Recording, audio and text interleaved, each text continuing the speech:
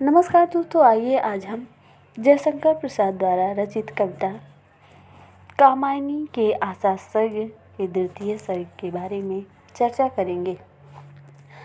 आइए पहले हम उनकी पंक्ति को पढ़ते हैं। ऊषा सुनहरे तीर बरसती जय लक्ष्मी सी उदित हुई, उधर पराजित काल रात्रि भी जल में अंतर्निहित हुई। तो आइए संदर्भ के बारे में जानते हैं। प्रस्तुत पंक्ति कामायनी की आशा सर्ग की द्वितीय सर्ग से लिया गया है, जिसके रचयिता जयशंकर प्रसाद जी हैं। आइए प्रसंग के बारे में जानेंगे।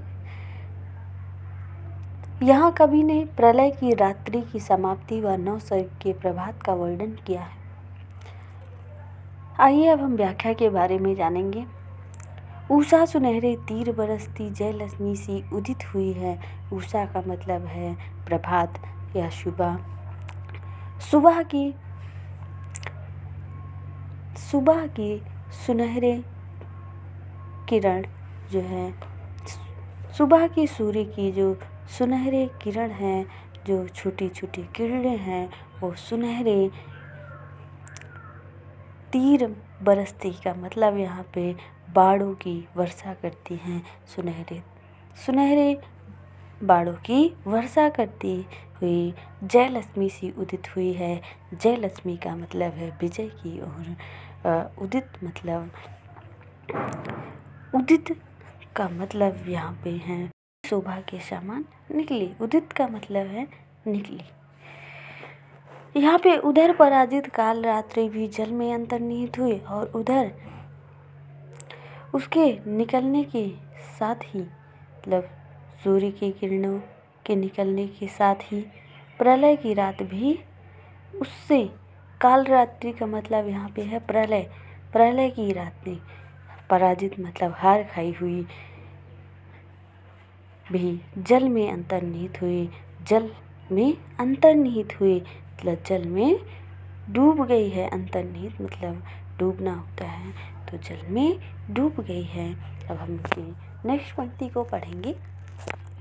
वह विवर्ण मुख त्रस्त प्रकृति आज लगा हंसने फिर से, वर्षा बीती हुआ सृष्टि में शरद विकास नए सिर से। तो आइए पहले हम संदर्भ के बारे में जानते हैं। तो संदर्भ वही रहेगा जो कि मैंने पहली पंक्ति में बता दिया है, पर फिर से बता देती हूँ। प्रस्तुत पंक्ति कामायनी के आशा सर्ग के द्वितीय सर्ग से लिया गया है, जिसके रचयिता जयशंकर प्रसाद जी हैं। आइए प्रसंग के बारे में जानें। यहाँ कवि ने प्रलय की रात्रि की समाप्ति के पश्चात पुनः प्राकृतिक आकर्षण के आने की बात करता है। आइए व्याख्या के बारे में जानें। वह विवर्ण मुख त्रस्त प्रकृति का आज मतलब जो जयशंकर प्रसाद जी कह रहे हैं कि जो प्रलय की रात्रि में विलुप्त हुआ था, वो कांतिहीन पड़ा हुआ था, वो आज लगा हंसने फिर से, वह आज फिर से हंसने लगा है। वर्षा बीतने के बाद हुआ सृष्टि मतलब संसार में पुनः शरद विकास। शरद मतलब ऋतुओं के विकास, ऋतुओं का प्रसार होने लगा। इसका तात्पर्य है कि प्रलय की निशा में निरंतर भीषण हिमपात, मूसलाधार वर्षा और बवंडर के कारण प्रकृति शोभाहीन हो गई थी, पर अब शरद ऋतु का वर्णन छा जाने से उसमें पुनः हरियाली और पुष्प विकास के लक्षण दिखाई देने लगे।